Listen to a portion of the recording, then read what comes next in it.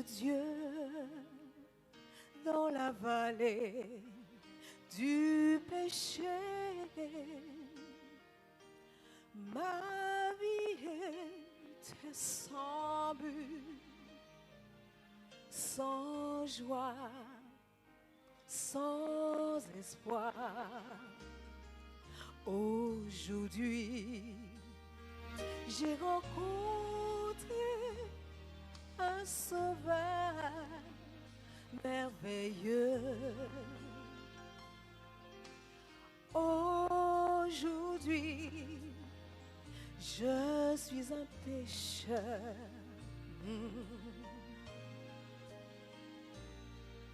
Sauvé par grâce. Oh oui, je suis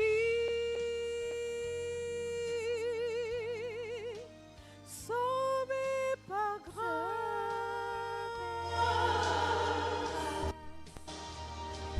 Quand j'étais condamné à mort, tu as pris ma place.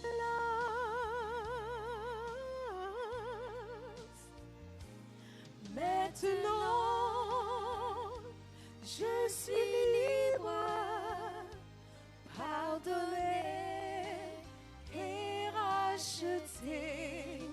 Je suis sauvé. Je suis sauvé. Je suis sauvé par grâce.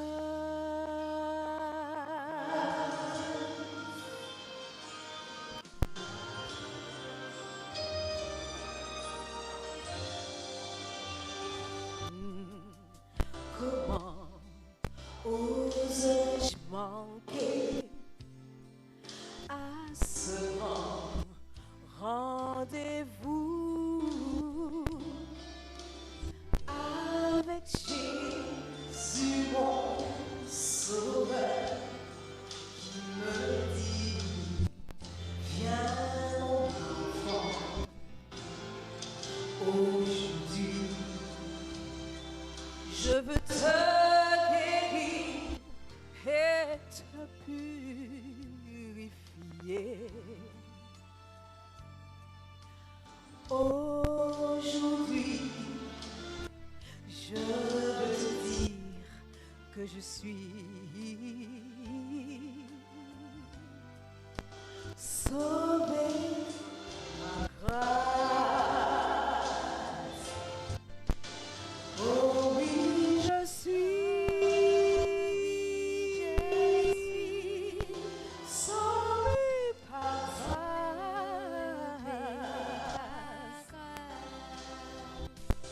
Quand j'étais condamné à mort, tu as pris ma place.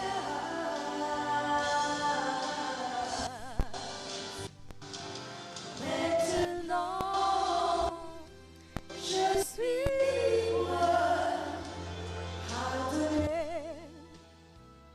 et racheté. Je suis sauvé. Je suis sauvé. Je suis sauvé par grâce.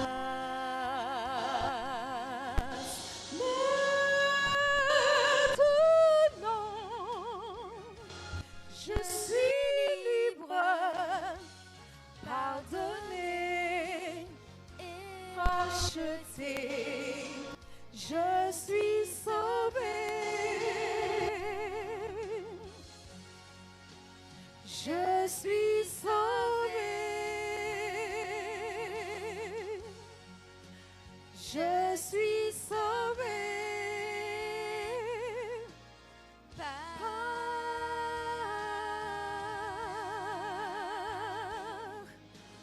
grâce.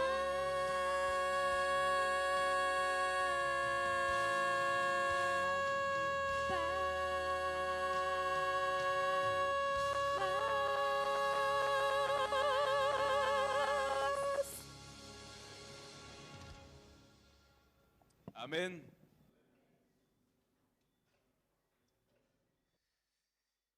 C'est toujours un privilège, un plaisir de vous retrouver ici en ce soir. Comment s'est passée la journée? Ça a été pour vous? De mon côté, ça a été. Bon, il y a toujours un peu de fatigue, mais c'est toujours une joie, c'est toujours un privilège d'entrer dans le sabbat, n'est-ce pas? Ce jour de repos que l'Éternel nous accorde à tous. Mais je suis à la fois content d'entrer dans le sabbat, mais je me rends compte que notre moment de partage, notre semaine s'achève. Et ce soir, c'est notre avant-dernière rencontre. Ce qui veut dire que demain, c'est notre dernière rencontre. Et j'aime à vous dire, je vous le dis dès maintenant, à la fin de mon intervention, il y aura un appel. Il y aura un appel au baptême. Il y aura un appel à l'engagement pour Jésus-Christ. Donc mes frères et sœurs, mes bien-aimés, nous savons à quel point ce n'est pas évident de prendre position pour le Christ. Donc prions en nos cœurs. Amen. Gloire à Dieu. Notre moment de partage de ce soir s'intitule « Les paroles préférées de l'ennemi ». Les paroles préférées de l'ennemi. Mais juste avant de commencer, je vous invite à incliner la tête avec moi pour une courte prière. Notre Père, notre Dieu, en cet instant, nous réclamons ta présence. Que ton Saint-Esprit, Seigneur, remplisse ce lieu. Que ton Saint-Esprit, Seigneur, agisse comme jamais auparavant, Seigneur. Et que tu puisses faire éclater ta gloire, Seigneur, dans la vie de quelqu'un. Quelqu'un qui lutte pour une décision, Seigneur, en ce soir. Oh Jésus, que je ne sois point vu, mais que toi seul sois vu en ce soir. Et que la lumière de ta parole luise sur chacun d'entre nous. Ce sont là les grâces que nous te demandons. En Jésus-Christ, amen. Les paroles préférées de l'ennemi. Juste avant que je commence mon intervention, j'aimerais vous dire qu'elle sera basée sur le livre des Actes. Le livre des Actes des Apôtres. Et pour ce faire, j'aimerais vous poser deux questions.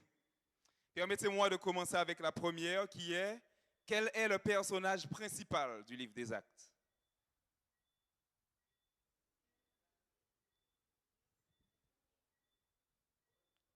J'ai entendu Paul, j'ai entendu Pierre et j'ai entendu le Saint-Esprit. Mes amis, le personnage principal du livre des Actes des Apôtres, c'est bien le Saint-Esprit. Et beaucoup d'auteurs, beaucoup de théologiens ont même pensé qu'on devrait appeler ce livre les Actes du Saint-Esprit à travers les apôtres. Car lorsque nous commencerons les premiers chapitres, nous voyons que le Saint-Esprit est en action. Et nous voyons que c'est à travers l'événement de cette Pentecôte que les disciples ont reçu la puissance pour prêcher l'évangile. Donc le Saint-Esprit est le personnage principal du livre des Actes. Et maintenant la deuxième question qui est encore plus simple, c'est qui est le destinataire du livre des Actes? Et je vais vous donner un indice. Nous pouvons trouver le destinataire de ce livre dans le premier chapitre. C'est même le tout premier mot. Alors les amis, vous avez trouvé? Théophile, exactement. Le personnage principal est Théophile. Et vous l'aurez compris, et je vous l'ai déjà dit, que notre moment de partage sera principalement basé sur un événement relaté dans le livre des Actes. Et comme le destinataire de ce livre est Théophile, je partirai du principe que les hommes et les femmes assis devant moi sont des théophiles. Je partirai du principe que les hommes et les femmes qui nous écoutent, qui nous regardent à l'écran, sont des théophiles. Et pourquoi je dis ceci? Je dis ceci tout simplement parce que théophile correspond à ceux qui aiment Dieu. Théos, Dieu, philos, aimer. Donc ce livre des Actes s'adresse à qui?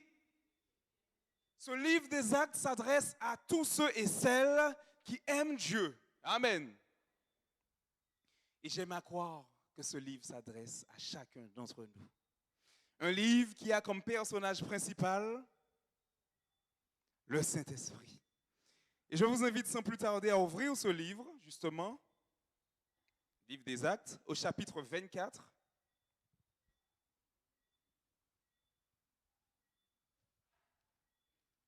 Actes chapitre 24, versets 24 et 25.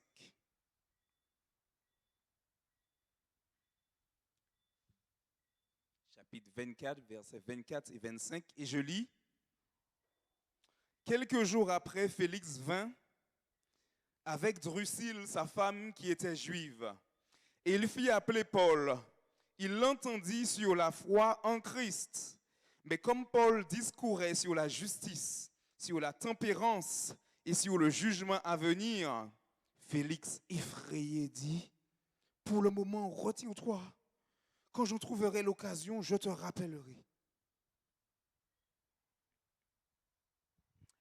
Et je vous présente maintenant, mes bien-aimés, la première partie de notre moment de partage, que j'ai intitulé « Discours de l'apôtre Paul sur la foi en Jésus ». Et en guise d'introduction contextuelle, j'aimerais vous informer, mes chers amis, que Paul avait été faussement accusé par les dirigeants d'Israël sous la direction du sacrificateur Ananias pour les motifs suivants. Le premier motif, c'était d'avoir excité des divisions parmi les Juifs. Et le second motif, c'était d'avoir profané le temple. Mais bien entendu, ces motifs n'étaient que des prétextes. Des prétextes pour tuer l'apôtre Paul. Donc, ils prévoyaient de préméditer sa mort. Et ils ont voulu faire en sorte qu'il soit jugé parmi les Juifs, dans un tribunal juif. Mais fort heureusement, il y avait ce tribun, au nom de Lysias, qui arracha Paul des mains des dirigeants juifs et qui donna à celui-ci la possibilité de comparaître devant le gouverneur Félix. Ce nom vous est familier, nous avons lu son nom dans le verset 24 et le verset 25. Et il est important de noter que le gouverneur Félix avait une certaine connaissance de la religion juive, car sa femme Drusille était d'origine juive. Et c'est probablement pour cela qu'il avait probablement déjà entendu parler de l'apôtre Paul. Et il demandait à ce que la détention de Paul ne soit pas trop lourde, qu'il puisse avoir la chance de recevoir de la visite, qu'il puisse recevoir des services également. Mais prêtons maintenant attention et relisons ce qu'il nous est dit au verset 24. Quelques jours après, Félix vint avec Drusille, sa femme qui était juive, et fit appeler Paul, et il nous est dit, il l'entendit sur la foi en Christ. Il l'entendit sur la foi en Christ. C'est cette partie qui nous intéresse, mes bien-aimés. La phrase clé que l'on retiendra, c'est qu'il entendit Paul sur la foi en Christ. Et j'aimerais vous alerter sur le fait que le mot pour entendre en grec, c'est le mot akouo, qui signifie également comprendre, percevoir le sens de quelque chose. Donc ce n'est pas simplement le fait d'écouter, mais c'est le fait également de percevoir le sens de quelque chose. Ainsi, nous comprenons que Félix avait saisi. Félix saisissait ce que l'apôtre Paul lui disait sur la foi en Jésus. Et nous pouvons déduire que Paul lui disait des choses très intéressantes. Paul lui a parlé du sacrifice de Jésus. Mais Paul, j'imagine que Paul a utilisé un passage similaire à Romains 10, verset 17, en disant « Ainsi la foi vient de ce qu'on entend. Et ce qu'on entend vient de quoi? Ce qu'on entend vient de la parole de Dieu. » Ensuite, nous pouvons même considérer qu'il lui a certainement parlé du sacrifice expiatoire du Christ et de la puissance qu'il y a. De la puissance qu'il y a, mes bien-aimés, dans le sang de Jésus-Christ. Et j'aime à croire qu'il a utilisé les paroles d'Éphésiens 2, verset 8, en disant « Car c'est par la grâce que vous êtes sauvés, par le moyen de la foi, et cela ne vient pas de vous. Cela ne vient pas de vous, C'est le don de Dieu. Et puis, il a peut-être continué avec des paroles similaires de celles qu'on trouve dans Acte 4, versets 11 et 12. Et ces paroles disent, Jésus est la pierre rejetée par vous qui bâtissez, qui est devenue quoi? La principale de l'angle. Il n'y a de salut en aucun autre. Car il n'y a sous le ciel aucun autre qui ait été donné parmi les hommes par lequel nous devions être sauvés. Et enfin, un passage comme celui de Romains 5, verset 1er. Étant donc justifiés par la foi, nous avons la paix avec Dieu par notre Seigneur Jésus-Christ. Amen. Alléluia. Oh, qu'il est merveilleux d'entendre la bonne nouvelle. Oh, qu'il est merveilleux de savoir que nous avons un avocat auprès du Père. N'est-ce pas? Ouh. Et vous savez quoi? Félix, il avait compris cette bonne nouvelle. Félix avait probablement ressenti que ce que Paul disait était vrai. Félix avait certainement ressenti que cet homme parlait. Que cet homme qui lui parlait avait le Saint-Esprit. Amen. Il a vu l'action du Saint-Esprit à travers chaque mot, mes bien-aimés, chaque mot, cher ami, chaque mot prononcé par l'apôtre Paul. Parce qu'en réalité, il est toujours doux. Il est toujours merveilleux de savoir que quelqu'un vient porter nos lourds fardeaux, que quelqu'un vient prendre la culpabilité, notre culpabilité.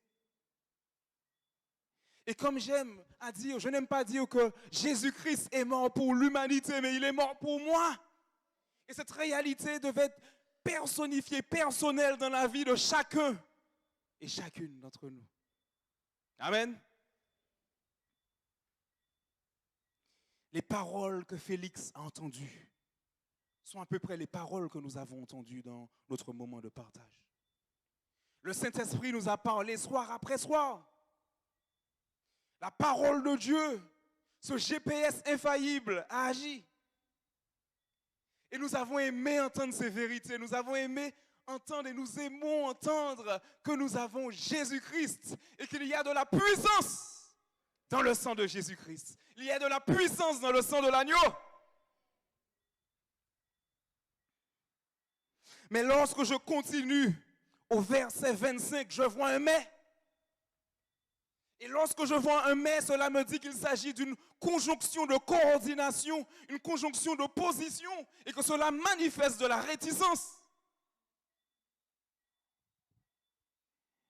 Souvent, l'évangile nous touche. L'évangile pénètre nos cœurs. Mais il y a un mais. Et j'aime à croire que dans la vie de chaque individu ayant reçu l'évangile, il y a eu un moment donné à faire face à ce mais. Et je donnerai la petite boutade du soir. Des fois, mon imagination, mon sens de l'humour fait surface. Et je me disais que ce n'est pas pour rien qu'il y a l'image du berger. Jésus étant le berger et nous le troupeau, nous les brebis, les moutons. Parce que nous sommes souvent dans un mais.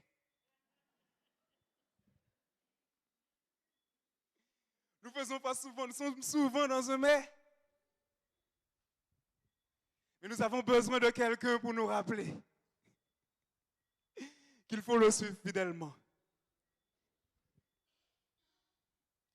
Et dans le cas de Félix, nous voyons que son mais, le mais de Félix apparut lorsque Paul discourait. Et nous le voyons au verset 25, nous allons le relire d'ailleurs.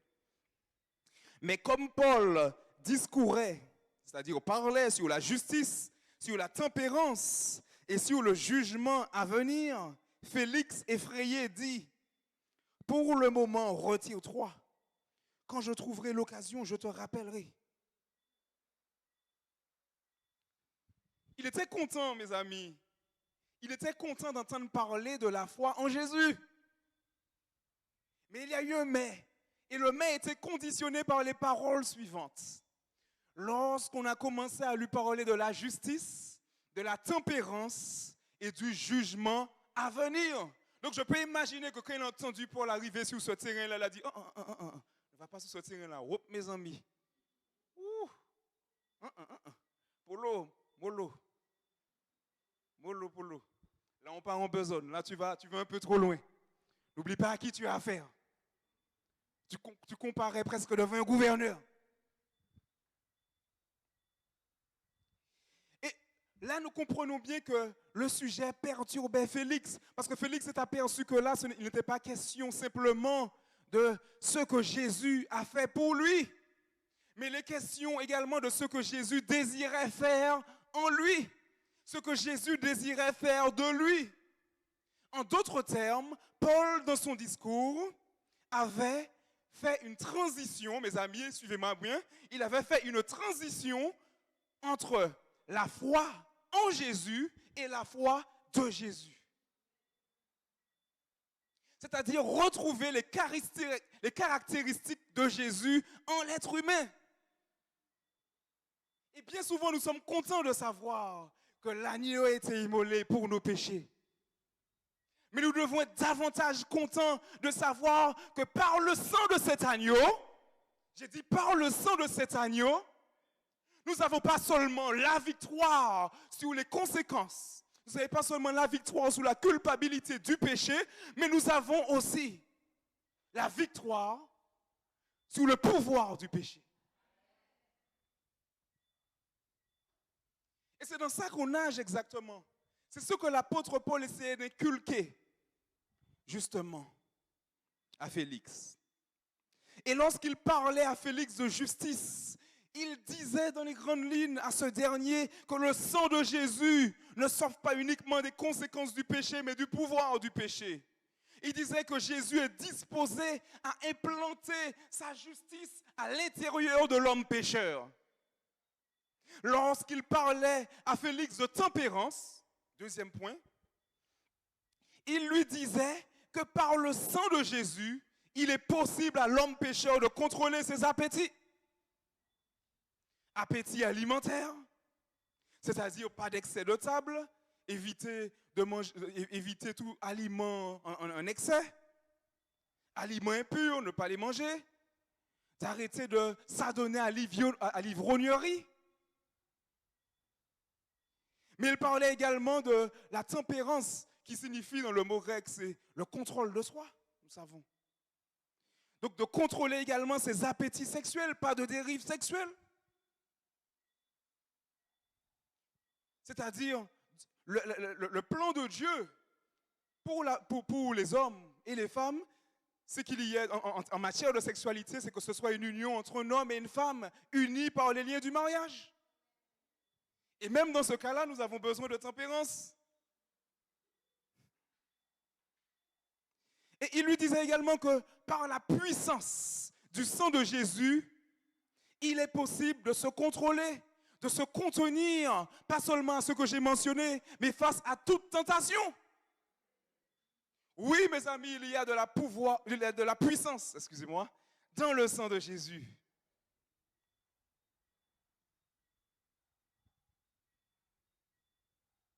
Et enfin, lorsque Paul parlait de jugement à venir, il disait à Félix que tous ceux qui ont entendu parler de la foi en Jésus, ainsi que de la foi de Jésus et qui n'ont pas persévéré dedans, et qui ne se sont pas engagés avec le Christ, devront faire face au jugement divin à venir.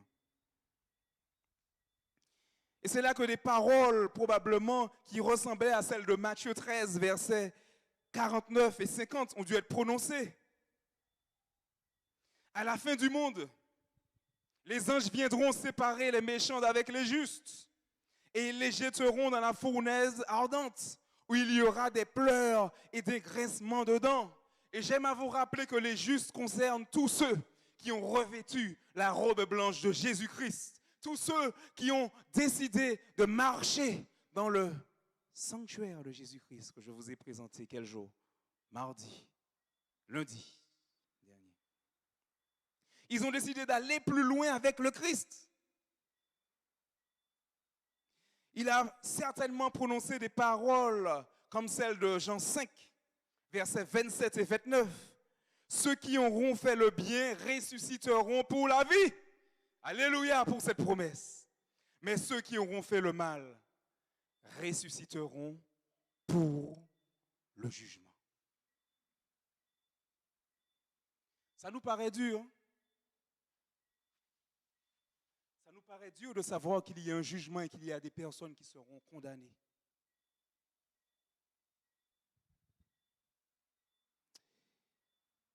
Mais j'aimerais qu'on se rappelle toutes les fois où Dieu nous a parlé.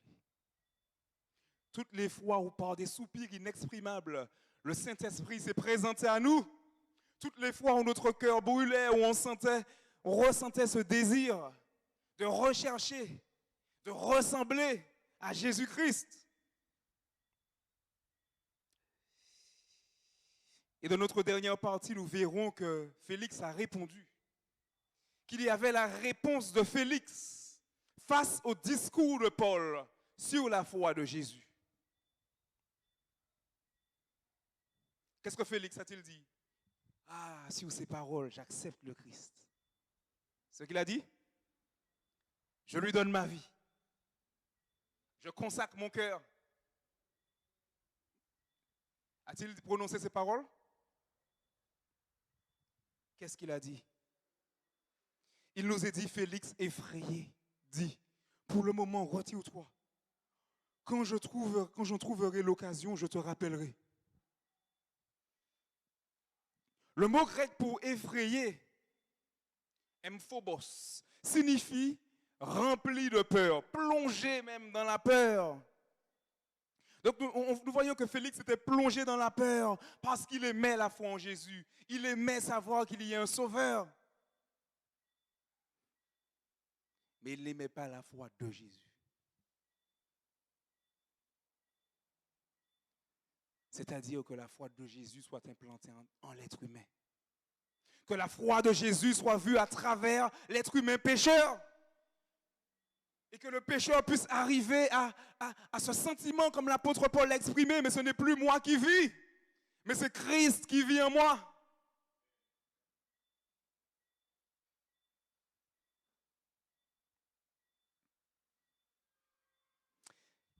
Et j'aime à croire que l'erreur qu'il a commise était de regarder davantage à ses acquisitions, ses péchés cajolés, plutôt que de regarder à la croix. Et c'est facile pour l'être humain de tomber dans un tel piège, de regarder sa propre situation. Oui, mais j'aime ci, j'aime ça, j'aime ça. Je suis comme ci, je suis comme ça. Et quand on nous présente la volonté de Dieu, on commence à avoir peur parce qu'on se dit, oui, mais je ne suis pas assez bon. Et je pense, je rapporte quand? Je rapporte à demain. Je rapporte à plus tard. Puisque je me dis que je ne suis pas bon aujourd'hui, mais je vais travailler sur ça. Je vais. Je me sens sur moi.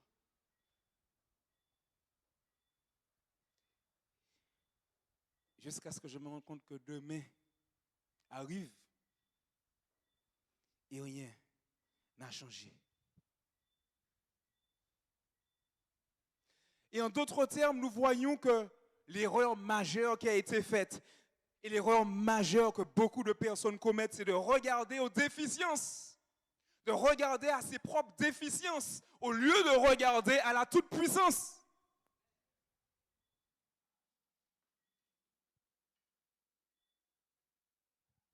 Par la toute-puissance de Jésus-Christ, nous pouvons changer.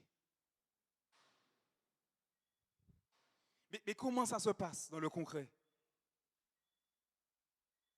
Comment ça se passe dans le concret? Et j'ai envie de vous donner un exemple.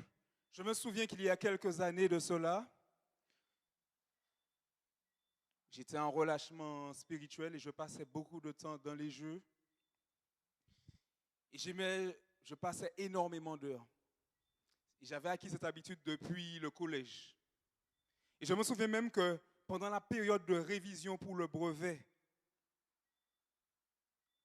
la veille de l'examen du brevet, j'ai passé une nuit blanche dans le jeu. Mon père s'est réveillé vers 4 heures du matin, il m'a vu là, il m'a envoyé au lit. Et j'ai gardé ces habitudes pendant des années. Et à un moment donné, je me suis dit, mais Seigneur, délivre-moi du jeu. Ça veut dire que même le sabbat, je n'arrivais plus à le respecter à cause du jeu. Et j'étais face à ma difficulté, je me dis, mais Seigneur, agis. Seigneur, aide-moi à changer. Seigneur, aide-moi à changer. Et puis le lendemain, je rejouais, je continuais mon habitude. Et j'ai compris comment ça se passe avec Dieu. J'ai compris que le changement intervient par un acte de foi. Et je m'imaginais qu'il fallait que j'attende que je n'aime plus le jeu pour arrêter. Mais Seigneur, tu vois que je fais ce jeu-là, retire l'amour de ce jeu-là en moi et puis je vais arrêter. C'était aussi simple que ça pour moi. Jusqu'à ce que Dieu me révèle que l'acte de foi du chrétien réside dans le fait de prendre la décision par amour pour lui et par foi d'arrêter la chose alors qu'on l'aime. C'est ça. Et beaucoup d'individus sont bloqués pour ça. C'est parce que j'aime ci, j'aime ça. Et Dieu ne nie pas qu'on ait des sentiments. Dieu ne nie pas nos émotions. Dieu ne nie pas nos inclinations. Mais il nous dit, mais appuie-toi sur moi, compte sur moi, fais ce pas de la foi pour moi.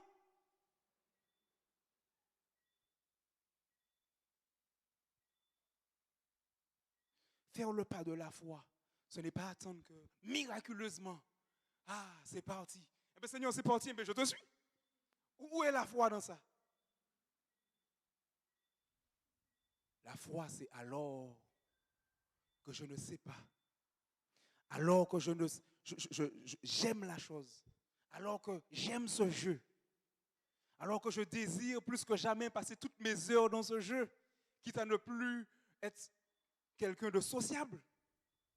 C'est alors que je suis plongé dans cette chose que je dois dire, Seigneur, par amour pour toi, Seigneur, je ne veux plus de cette situation, car ça va me conduire à l'échec. L'échec scolaire, l'échec relationnel. Ce simple jeu, j'ai compris que ce jeu pouvait contribuer à énormément de choses dans ma vie, énormément de choses négatives. Donc j'ai dit, Seigneur, alors même que j'aime ce jeu, alors même que maintenant là, j'ai envie de le jouer, j'ai envie de jouer ce jeu, de passer du temps, de jouer en ligne, de faire quoi que ce soit, c'est à ce moment-là que je décide de ne pas le faire et d'arrêter. Je ne suis pas en train de vous dire que c'est facile.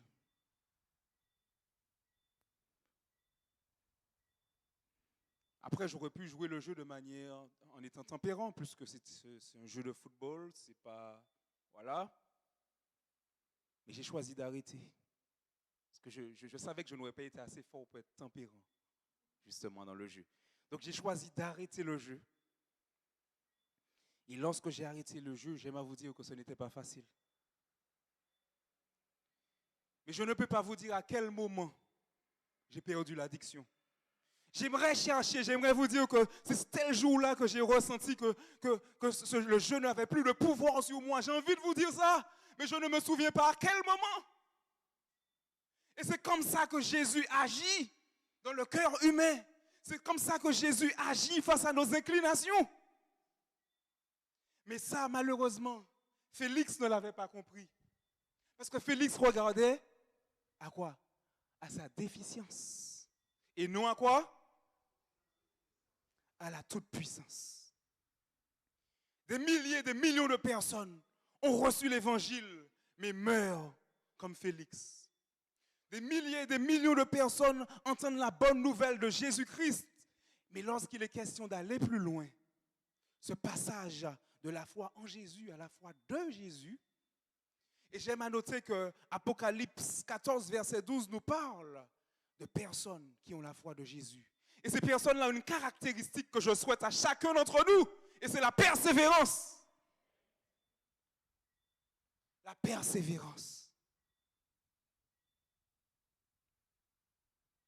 Parce que si tu regardes à ta propre suffisance, tu penseras que c'est par toi-même que tu vas arrêter ceci. tu ne le fais pas par toi-même, tu prends la décision. Mais tu prends la décision de le faire par la foi. Et Jésus-Christ, il va te guérir de ton addiction. Il va te guérir de la maladie du péché. Mais l'être humain, vous savez, lorsqu'on pointe du doigt ce qui ne va pas, et la parole de Dieu le fait, c'est pour ça que c'est un GPS. Mais la parole de Dieu ne fait pas simplement pour nous dire ou pas bon, ou pas voyant. La parole de Dieu nous montre que bien qu'on ait de la valeur, nous avons des inclinations pécheresses. Et la parole de Dieu est en train de nous dire, je suis le GPS. Il y a Jésus-Christ, le plan du salut, le GPS, pour te ramener où? Pour te ramener dans le droit chemin parce que tu as de la valeur.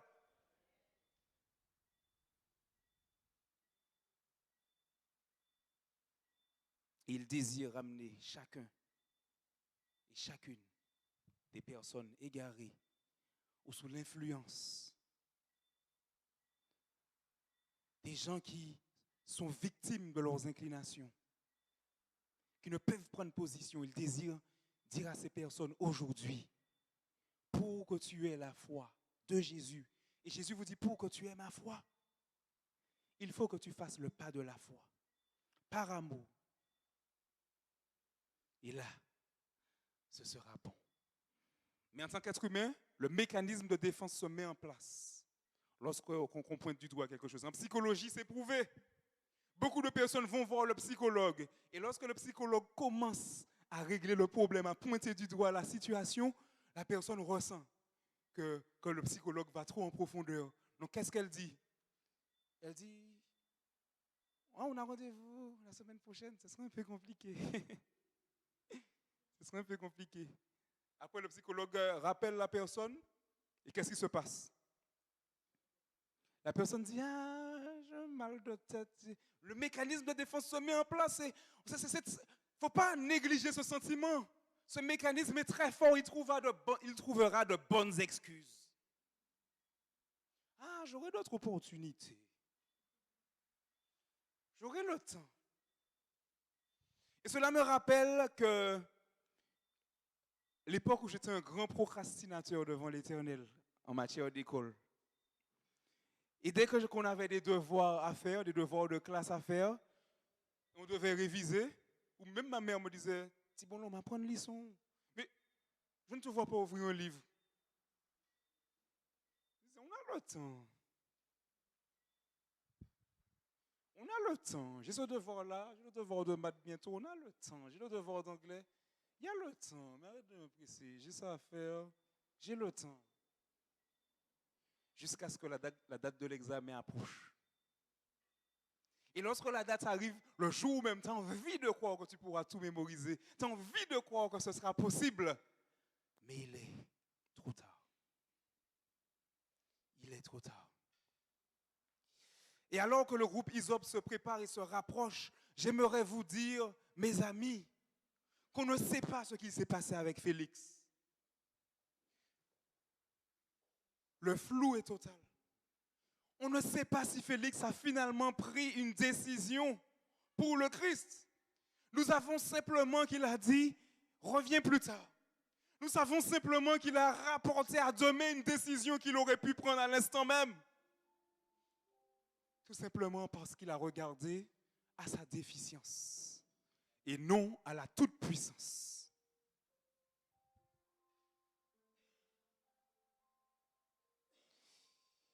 Dans les campagnes électorales, ils aiment dire le changement, c'est maintenant. Et bien que même ils ne soient pas en mesure de l'apporter, ces paroles sont vraies. Le changement, c'est maintenant. Je suis en train de faire de la politique là aussi. Mais de la politique pour celui qui a toujours gouverné. Et celui qui gouvernera au siècle des siècles. Jésus-Christ. Et aujourd'hui, il te dit, le slogan c'est le même. Le changement, c'est maintenant. Ta décision, c'est maintenant. Car demain, Isop, il sera trop tard.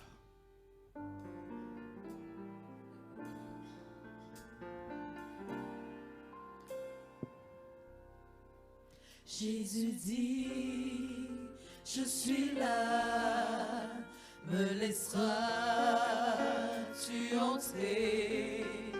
Tu réponds, oui Seigneur, mais demain, Jésus dit, je pourvois à tout tes lendemain. Tu réponds, oui Seigneur, mais viens demain. Demain, oublie ce mot. Demain, choisis Jésus aujourd'hui. Oh, non, ne te détourne pas. Demain n'est pas le moment. Demain, ne laisse pas passer ta chance. Car pour toi demain pourrait commencer maintenant.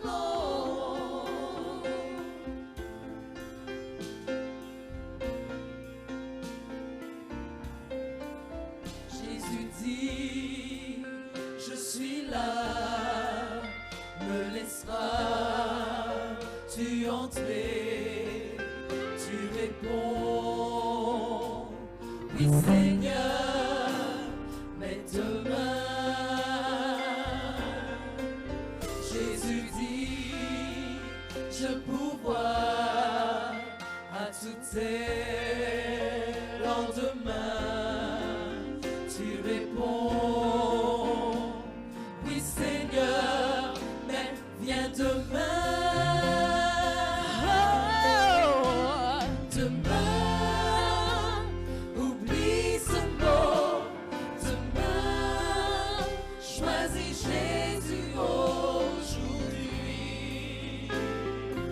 Oh, non, ne te détourne pas. Demain n'est pas le moment. Demain, ne laisse pas passer ta chance. Car pour toi demain pourrait commencer maintenant.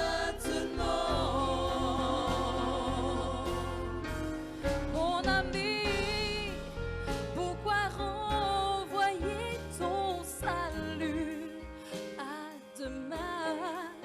Car demain, il sera peut-être trop tard.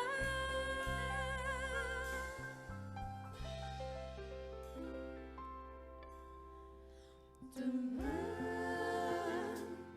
oublie ce mot. Demain, choisis Jésus aujourd'hui. Oh, non, ne te détourne pas. Demain n'est pas le moment. Demain, ne laisse pas passer ta chance.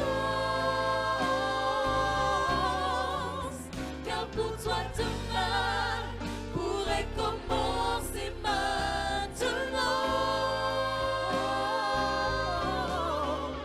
Car pour toi demain pourrait commencer maintenant.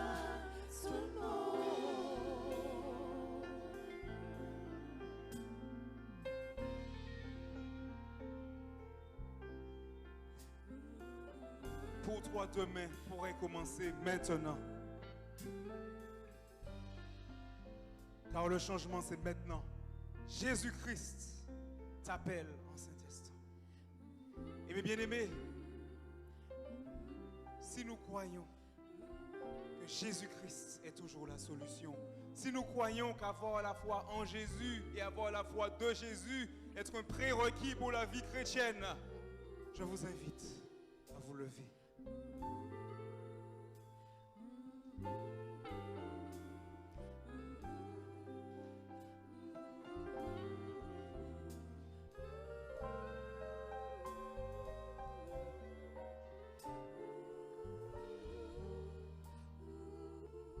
ne suis pas en train de prêcher des fables.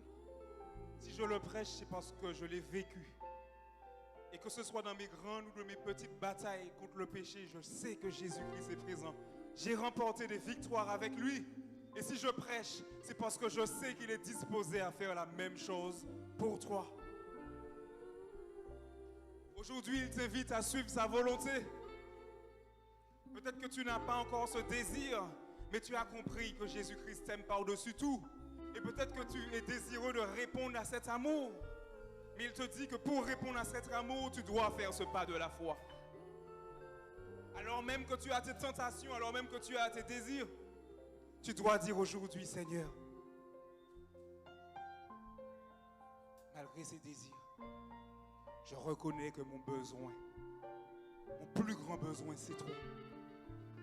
Et par conséquent, je prends la décision de te suivre, de marcher dans ton plan. Et à cet instant précis, s'il y a quelqu'un qui n'a pas encore accepté Jésus-Christ dans sa vie comme sauveur personnel, s'il y a quelqu'un qui n'a pas encore pris la décision de passer par les eaux baptismales et qui veut dire, Seigneur, je n'ai pas grand-chose à offrir, mais le peu que j'ai, je te le donne. Une personne qui veut dire, Seigneur, je ne suis pas le meilleur, je ne suis pas la meilleure. J'ai des kilomètres derrière moi, j'ai des erreurs. Mais aujourd'hui, je prends la décision de faire le pas de la foi. Le Seigneur dit, si vous entendez ma voix, n'endurcissez pas votre cœur. Et aujourd'hui, j'aime à croire qu'il y a quelqu'un qui a entendu. Il y a quelqu'un qui a entendu la parole de Dieu et qui a la possibilité, tout comme Félix l'avait, de prendre position. Et la bonne nouvelle, c'est qu'aujourd'hui, il y a l'opportunité de faire ce pas. Il y a la possibilité de dire, Seigneur, je veux avancer ici. Je ne suis pas quelqu'un qui aime le grand public, mais parce que c'est pour toi, j'avancerai. Car je sais que le plus beau et le plus long des voyages commence toujours par un premier pas. Y a-t-il une personne ici qui veut dire, Seigneur Jésus-Christ, je veux te donner ma vie, je veux te donner mon cœur. Je ressens le combat, je ressens la lutte. Mais ta parole a été prêchée. Et je suis conscient que je dois répondre à cette invitation.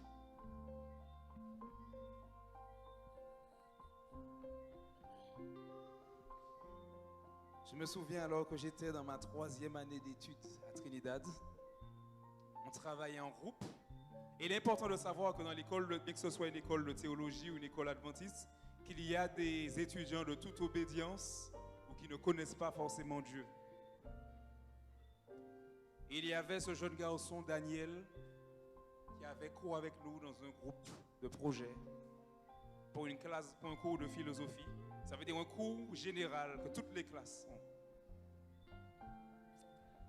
Et alors qu'on était dans la salle de cours, on nous a donné notre date de présentation et de préparation pour présenter notre projet durant la semaine de prière des étudiants.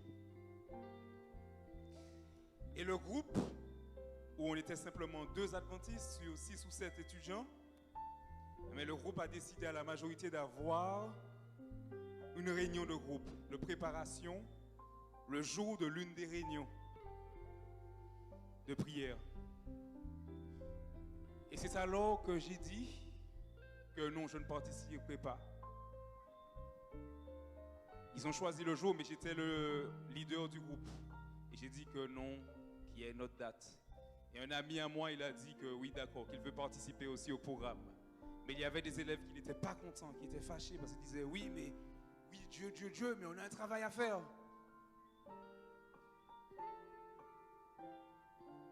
Et je leur ai proposé un autre créneau horaire, c'est vrai qu'il aurait été plus serré. Mais il n'était pas content du tout. Je me souviens que Daniel était en colère et qui nous a même dit des bêtises. Et on n'a pas répondu. Et après, les autres envoyaient d'autres messages. J'ai dit aux étudiants qu'on vous encourage même à venir à cette réunion de prière. Alors l'évangile sera prêché. Et le premier jour, je vais en réunion, tout se passe bien. L'évangile est prêché avec puissance. Le deuxième jour, avec puissance. Le troisième jour, je vois qui? Je vois Daniel. Quatrième jour, Daniel est présent. Cinquième jour, Daniel répond à l'appel.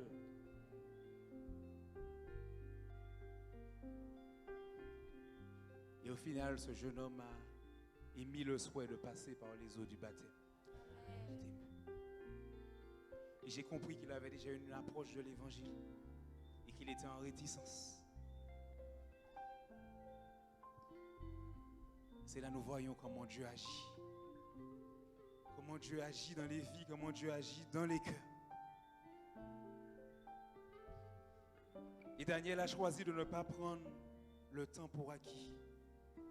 Il a compris que le temps ne lui appartenait pas et qu'il fallait prendre position pour Dieu maintenant. Et je sais qu'il y a des personnes ici qui ont une lutte similaire à celle de ce jeune Daniel. Mais aujourd'hui, j'aime à vous dire que Jésus-Christ vous appelle. Et si vous ressentez que vous avez besoin d'étudier la parole davantage, vous voulez qu'on prie avec vous, vous voulez étudier la parole avec un ancien, avec un dirigeant d'église, vous voulez qu'on vous accompagne, vous voulez être préparé pour l'engagement davantage, cet appel est pour vous. S'il y a une personne qui dit « Seigneur, j'ai entendu ta parole et je veux découvrir d'autres vérités, je veux être préparé pour te suivre », il vous est possible d'avancer pour qu'on prie ensemble. Il vous est possible de faire ce pas de la foi. Ne regardez ni à droite ni à gauche. Car aujourd'hui, Jésus-Christ vous appelle.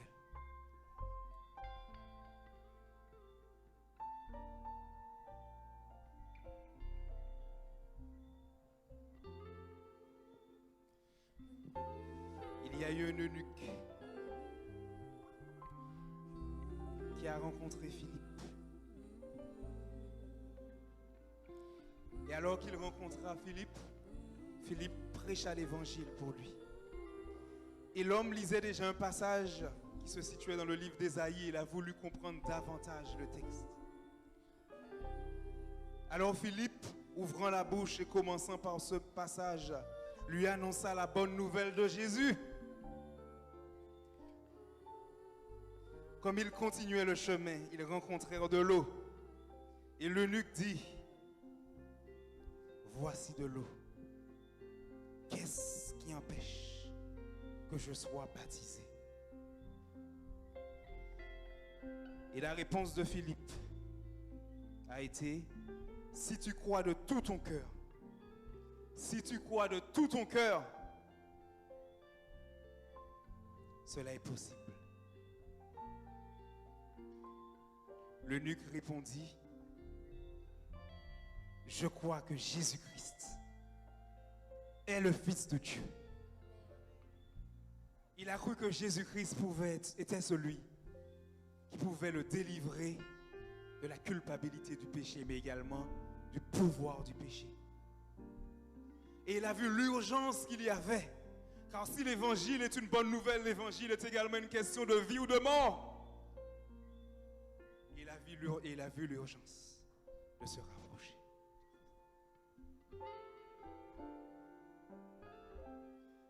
Et s'il y a des personnes qui sont heureuses d'avoir accepté Jésus-Christ, s'il y a des personnes qui veulent consolider, qui veulent qu'on prie pour eux pour consolider leur relation avec Dieu,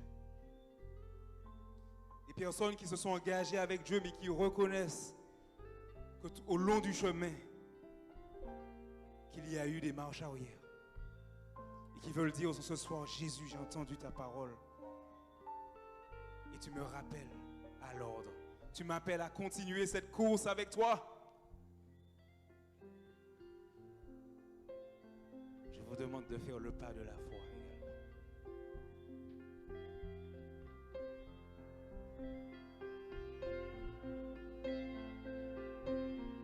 Amen. En ce soir, Jésus-Christ parle à tout un chacun. Car s'engager avec Jésus-Christ, beaucoup ont peur parce qu'ils pensent que c'est une finalité. Mais c'est comme le mariage. C'est là que la vie commence. C'est là que la vie du chrétien commence. La nouvelle naissance. Et beaucoup de personnes, au cours de leur engagement, au cours de leur mariage avec Dieu, ont fait marche arrière. Et aujourd'hui, elle veut dire, Seigneur, le bon instant, le bon moment, Seigneur, pour te suivre fidèlement, pour reprendre la course chrétienne, pour me consacrer davantage à toi, pour continuer sur le chemin de la sanctification. Ce n'est pas demain, ce n'est pas après-demain, mais c'est maintenant. N'est pas le moment, demain, ne laisse pas passer ta chance, car pour toi demain pourrait commencer maintenant. Pour toi demain pourrait commencer maintenant.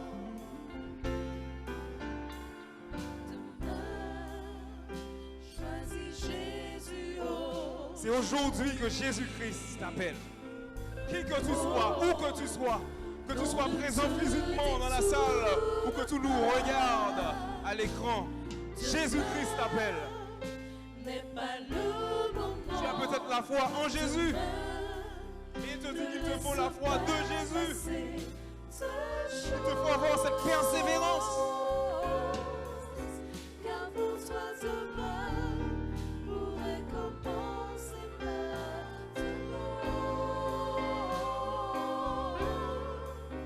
Car pour toi demain Nous avons le choix. pourrait commencer maintenant. Soit nous faisons comme Félix, ou soit nous faisons comme l'eunuque.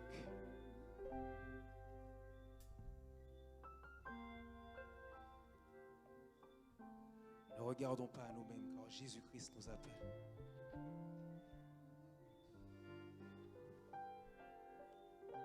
Et j'invite chacun et chacune à réagir comme le lépreux, dont il est mentionné dans Marc 1, verset 40, qui vint à Jésus et qui se jeta et dit, si tu le veux, tu peux me rendre pur.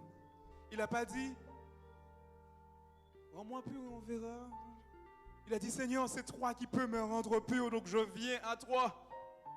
Je crois en toi. Le péché est une lèpre dans laquelle nous ne pourrons guérir seuls. Jésus-Christ est disposé à nous donner la victoire. Encore faut-il qu'on croit en lui, qu'on s'engage. Je ressens la lutte interne qu'il y a dans la décision à l'engagement. Et ce soir, nous allons prier. Nous allons prier pour ces personnes, pour ces âmes en lutte.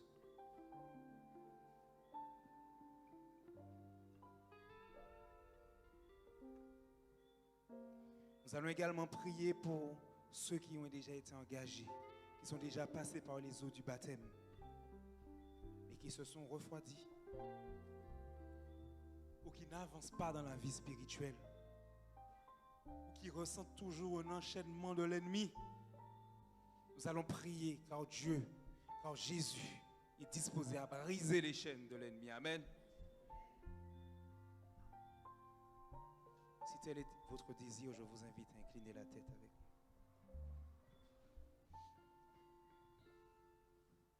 Notre Dieu, notre Père, je te rends gloire, car je suis heureux Heureux car l'évangile a été prêché. Merci Seigneur d'avoir utilisé un serviteur inutile comme moi pour présenter ta parole. Merci Seigneur d'avoir utilisé Seigneur une équipe de prière qui intercède, qui prie Seigneur non seulement pour le prédicateur mais pour les âmes au sein de cette église, pour les âmes qui ont entendu la parole. Merci Seigneur pour l'équipe de l'anciennat. Merci Seigneur pour chacun des dirigeants, l'équipe d'accueil, les chants, tous ceux qui ont contribué d'une manière ou d'une autre à ce programme. Tous ceux qui ont voulu, Seigneur, s'impliquer dans l'évangélisation. Car il s'agit là d'une bonne nouvelle, mais également question de vie ou de mort. Et je te prie d'une manière spéciale, Seigneur, pour les destinataires. Les destinataires qui sont des théophiles, j'aime à croire. Des personnes qui aiment Dieu. Que leur amour puisse être toujours concrétisé, Seigneur, par des actions. Par le pas de la foi. Agis, Seigneur, dans leur cœur. Agis, Seigneur. Au milieu de ce conflit, au milieu de cette lutte. Que l'ennemi n'ait pas le dernier mot, mais que toi, Seigneur, tu triomphes dans leur cœur. Car la victoire a déjà été acquise à la croix. Que ces personnes, Seigneur, puissent désirer participer à cette victoire que leur âme recherche tant. Agis, Seigneur, en ce soir pour tes enfants. Sois avec tous ceux, Seigneur, qui sont en lutte contre le péché. Sois avec tous ceux qui sont en lutte pour une quelconque souffrance, dépression, découragement, problèmes familiaux, problèmes relationnels, problèmes de couple, ou toutes sortes de problèmes, addiction. Addiction à la drogue, à l'alcool, au sexe ou tout autre. Interviens, Seigneur, dans la situation de ces personnes. Brise les chaînes de l'ennemi, Seigneur, et que ces personnes comprennent que par ton sang, il est possible d'avoir la victoire. Brise les chaînes de l'ennemi, Seigneur. Car tu es le Dieu de victoire et que tu triomphes. Beaucoup de personnes, Seigneur, ont connu cette victoire. Beaucoup de personnes ont lutté. Beaucoup de personnes, Seigneur, ont reconnu que ce n'était pas facile, mais ont pris la décision de te suivre. Et aujourd'hui, elles sont libérées. Libérées. Car aujourd'hui, tu libères. Aujourd'hui, Seigneur, tu nous parles. Car il y a de la puissance dans ton sang. Il y a de la puissance dans ta parole. Mais que cette puissance soit réalité dans nos vies. Jusqu'à quand, Seigneur, l'ennemi va piétiner certains de tes enfants? Jusqu'à quand, Seigneur, l'ennemi va agir sur eux? Jusqu'à quand, Seigneur, certains de tes enfants vont repousser à demain le travail que tu désires faire en eux et pour eux? Tu es un Dieu triomphant. Qu'ils puissent voir, Seigneur, ta gloire. Qu'ils puissent avoir suffisamment de foi pour dire, Seigneur, je te consacre ma vie. Je te consacre mon cœur. Au nom de Jésus-Christ. Au nom de Jésus-Christ. Au nom de Jésus-Christ, la victoire est acquise. Au nom de Jésus-Christ, il y a du triomphe. Amen.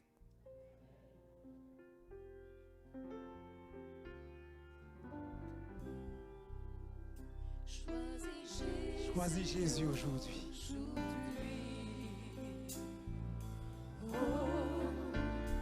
Non, ne te détourne pas. Demain n'est pas le moment. Demain, ne laisse pas passer ta chance. Car pour toi, demain pourrait commencer maintenant. Maintenant. Car pour toi demain pourrait commencer maintenant. Alléluia. Gloire à Dieu. Gloire à Dieu pour l'évangile. Gloire à Dieu. Il n'y a rien de plus merveilleux que d'appartenir à Jésus-Christ. Le plus merveilleux et la plus merveilleuse des alliances. Que Dieu vous bénisse tous. On se donne rendez-vous demain, si Dieu veut, à 8h45.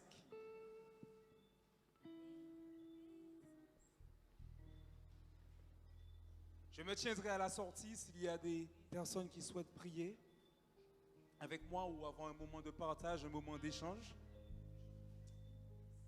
Votre serviteur se tiendra à la porte. Que Dieu vous bénisse tous.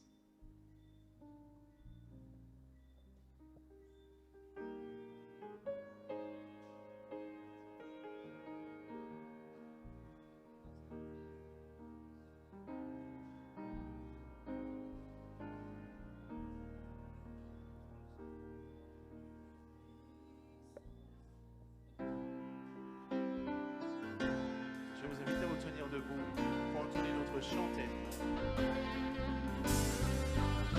Un avenir meilleur.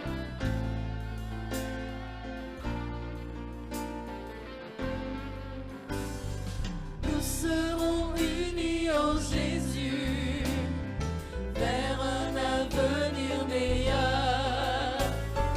Tous rassemblés, nous voulons partager cet espoir. Nous serons parmi les élus pour rencontrer le Sauveur. Nos vies changées, nous serons transformés par la foi. Nous te louons, Seigneur, toi qui vis dans les cœurs. Ton esprit nous remplit d'une paix infinie. Nous t'adorons, Seigneur, tu es le grand vainqueur. Que ton amour toujours nous conduise. Nous te louons, Seigneur, toi qui vis dans les cœurs. Ton esprit nous remplit d'une paix infinie. Nous t'adorons, Seigneur, tu es le grand vainqueur. Que ton amour toujours nous conduise. Que ton amour toujours nous conduise. Nous te louons, Seigneur, toi qui vis dans les cœurs. Ton esprit nous remplit d'une paix infinie. Nous t'adorons, Seigneur, tu es le grand vainqueur. Que ton amour toujours nous conduise. Que ton amour toujours nous conduise.